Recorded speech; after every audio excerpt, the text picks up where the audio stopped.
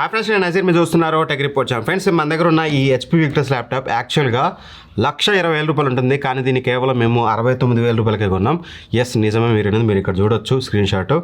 ₹1,20,000 దాన్ని 69,000 ఎలా కొన్నామంటే అది ఒక చిన్న ప్రైస్ గ్లిచ్ అనమాట. అది ఫ్లిప్కార్ట్లో అలా గ్లిచ్ వచ్చేసింది. నేను చూసేసాను, ఇమ్మీడియట్గా మన డీల్ ఛానల్లో పోస్ట్ చేసాం అండ్ ఆ తర్వాత నేను పర్చేస్ కూడా చేశాను. ఇంకా ఇంట్రెస్టింగ్ ఫ్యాక్ట్ ఏంటంటే అది నేను వీడియో చేసే టైంకి అవుట్ అయిపోయింది, కానీ బట్ డీల్ ఛానల్లో పోస్ట్ చేసిన వాళ్ళు పర్చేస్ చేశారు.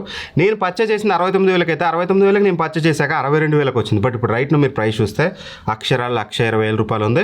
బట్ అప్పుడప్పుడు ₹1,10,000 వస్తుంది. ఎనీవే, ఇది ఎందుకు చెప్తున్నా అంటే డీల్ ఛానల్ యాక్టివ్గా ఉన్నది. టీఆర్టీ ప్రీమియం డీల్ ఛానల్లో యాక్టివ్గా ఉంటే ఏంటంటే ఇలాంటి డీల్స్ వచ్చినప్పుడు మేము అప్పుడప్పుడు వెరీ రేర్గా వస్తాయి, మంత్లో ఒక్కసారి 2 సార్లు వస్తాయి. నేను ఎవ్రీడే వస్తాయని చెప్పేసి డైలీ పోస్ట్ చేయను, వచ్చిన రోజే పోస్ట్ చేస్తాను.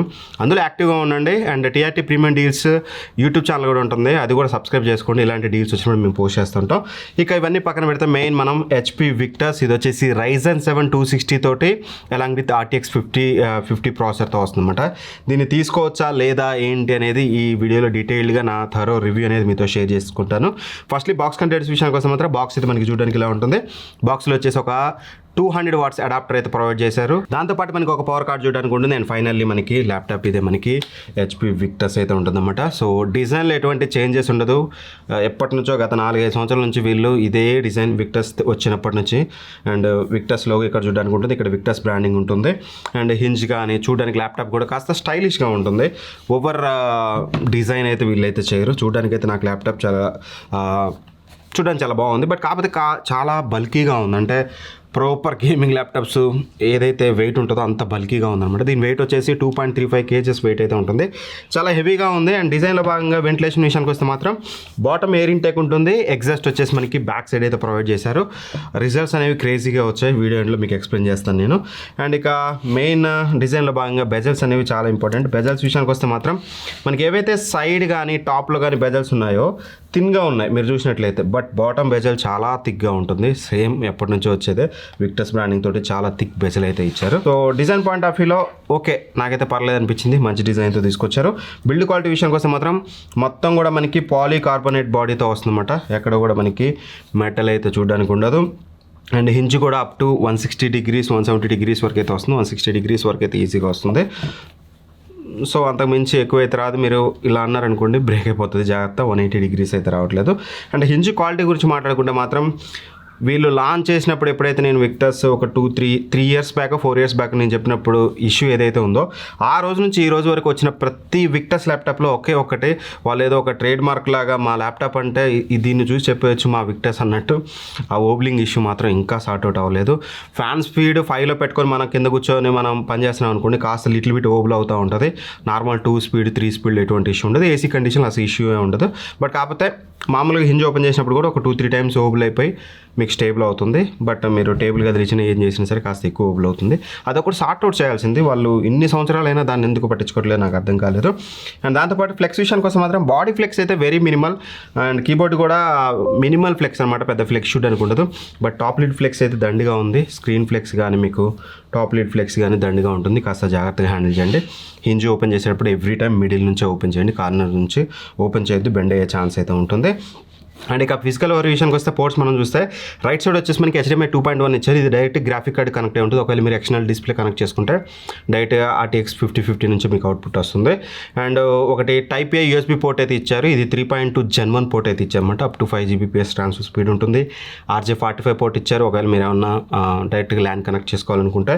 అండ్ ఒకటి super speed Type C port అయితే ఇచ్చారన్నమాట. ఇది 3.2 Gen 2 పోర్ట్ అయితే ఇచ్చారు. దీని నుంచి మీరు కావాలంటే ఛార్జ్ కూడా చేసుకోవచ్చు. మీకు ఫాస్ట్ ఛార్జింగ్ కూడా సపోర్ట్ చేస్తుంది. లెఫ్ట్ సైడ్ చూసినట్టయితే మనకి మెయిన్ పవర్ ఇన్ అయితే ఉంటుంది. దాంతోపాటు మనకి ఇంకో USB Type A పోర్ట్ అయితే ఇచ్చారు. ఇది కూడా 3.2 Gen 1 పోర్ట్ అనమాట. అండ్ హెడ్ ఫోన్ పోర్ట్ చూడండి అనుకుంటుంది. That's it. కావాల్సిన పోర్ట్స్ అని ఇచ్చారు. HDMI 2.1 ఇచ్చారు. That's it. మనం ఇంకా ఎక్కువగా దాంట్లో మనం వెతకాల్సింది ఏం లేదు. ఏమి మిస్ చేసినట్టయితే నాకు అనిపించలేదు. కీబోర్డ్ విషయానికి వస్తే మాత్రం మనకి ఫుల్ సైజ్ బ్యాక్లైట్ కీబోర్డ్ ఇచ్చారు. కీస్ ఫీడ్బ్యాక్ కానీ ఫినిష్ కానీ బాగానే ఉంది.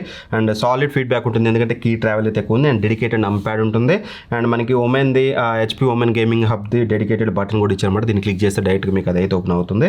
అండ్ అక్కడ నుంచి మీరు ఎవ్రీథింగ్ కీబోర్డ్ అనేది సింగిల్ కలరే, బట్ కాకపోతే మీకు నచ్చిన కలర్ మీరు ఇక్కడ చేంజ్ చేసుకోవచ్చు. ఏదైతే హెచ్పి ఉమెన్ హబ్లోకి వెళ్ళి లైటింగ్లోకి వెళ్తే మనకి మనం అక్కడ నుంచి అయితే చేంజ్ చేసుకోవచ్చు అనమాట. రెడ్ కానీ ఇక్కడ మల్టిపుల్ కలర్స్ అయితే ఇచ్చారు. మీకు నచ్చిన కలర్ అక్కడ నుంచి అయితే మీరు చేంజ్ అయితే చేసుకోవచ్చు. ఇదే కాదు, ఎవ్రీథింగ్ మీకు మైక్కి సంబంధించింది కానీ కెమెరాకి సంబంధించిన ఎవ్రీథింగ్ సెట్టింగ్స్ కూడా మీకు ఇందులో అయితే ఉంటాయి అనమాట. పర్ఫార్మెన్స్ కంట్రోల్ కానీ ఎవ్రీథింగ్.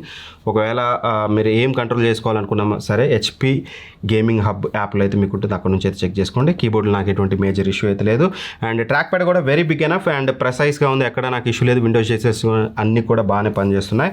అండ్ ఇక మెయిన్ థింగ్ మనం మాట్లాడుకోవాల్సింది డిస్ప్లే విషయానికి వస్తే మాత్రం ఇది మనకి 15.6 inches full HD IPS display అయితే యూజ్ చేశారు.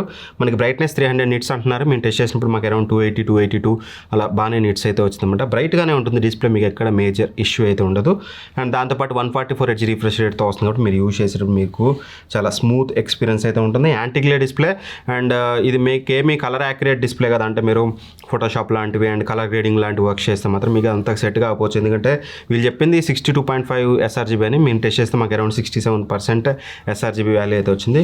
కలర్ యాక్యురేట్ అయితే కాదు, బట్ డిస్ప్లే అయితే బాగానే ఉంటుంది. మీరు వీడియో చూడడానికి కానీ మూవీ చూడడానికి కానీ ఇక్కడ మీరు కలర్ చూడడానికి మీకు చాలా బాగుంటుంది, ఎక్కడ ఇష్యూ ఉండదు అని. బట్ కలర్ గ్రేడింగ్ వర్క్ చేయాలంటే మాత్రం మీకు ఇది సరిపోదు.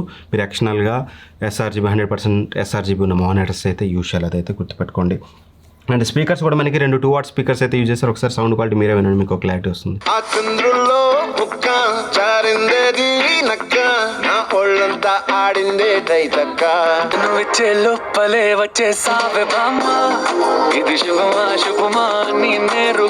సో విన్నారు కదా ఎలా ఉందనేది కింద కామెంట్ అయితే చేయండి. పర్లేదు, డీసెంట్ క్వాలిటీ స్పీకర్స్ అని చెప్పుకోవచ్చు, మరి తోపు అని అయితే చెప్పలేం. మీకు ఇవన్నీ పక్కన పెడితే ఎస్ పర్ఫార్మెన్స్ ఇందులో వచ్చేసి మనకి Ryzen 7 260 ప్రాసెసర్ అయితే యూజ్ చేశారు.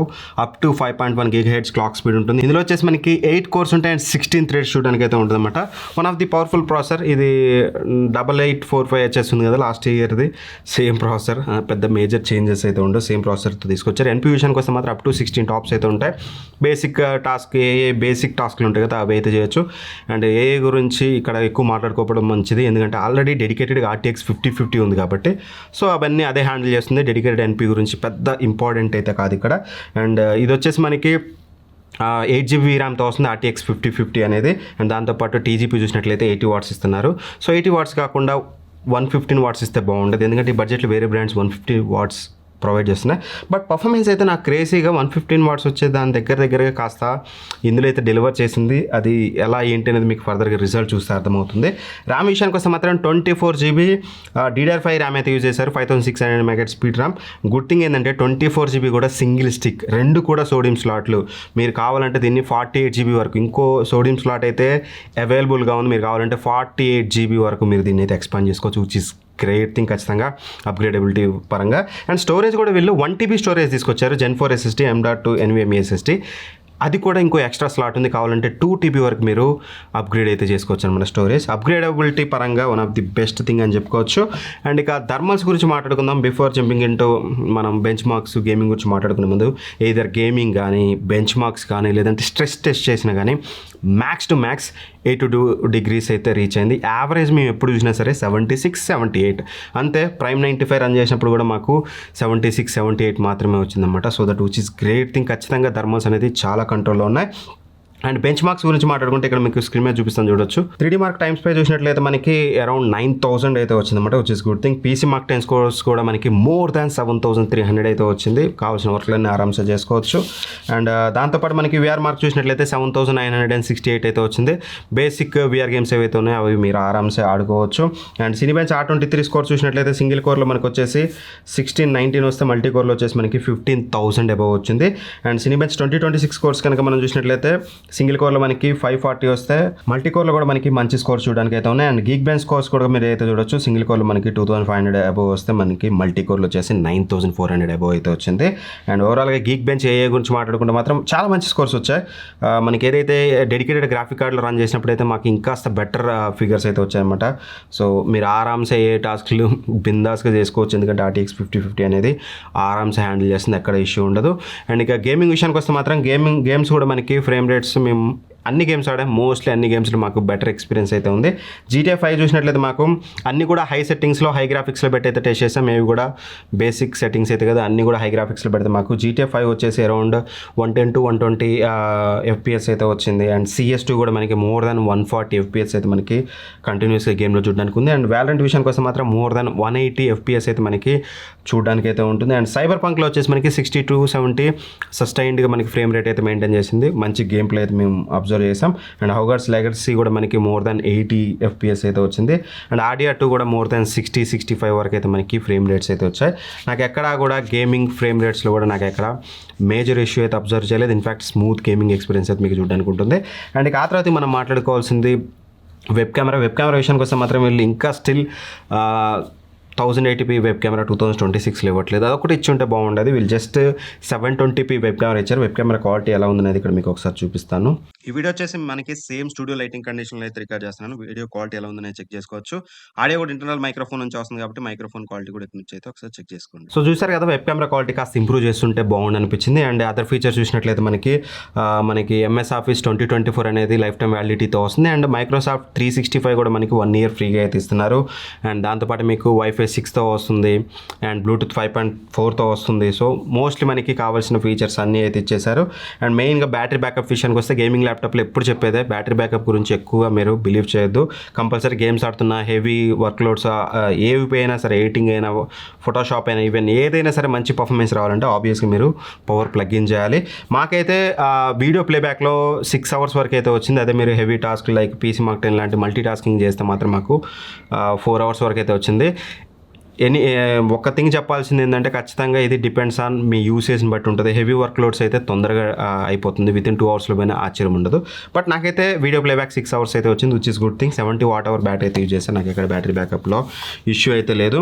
ఇక మేము కంటెంట్ క్రియేటర్స్ లేకపోతే మేము వీడియో ఎడిటింగ్ చేస్తాం, లేకపోతే ఆఫ్టర్ ఎఫెక్ట్స్ లాంటి యూజ్ చేస్తాం, ఎలా ఉంటుందని అడిగితే మాత్రం మేము పుజెట్ బెంచ్ రన్ చేస్తాం. మనకి ఫోటోషాప్లో మోర్ దాన్ 6900 అయితే వచ్చింది score, which is good thing. ఖచ్చితంగా ఫోటోషాప్ని అల్లాడిచ్చేస్తుంది.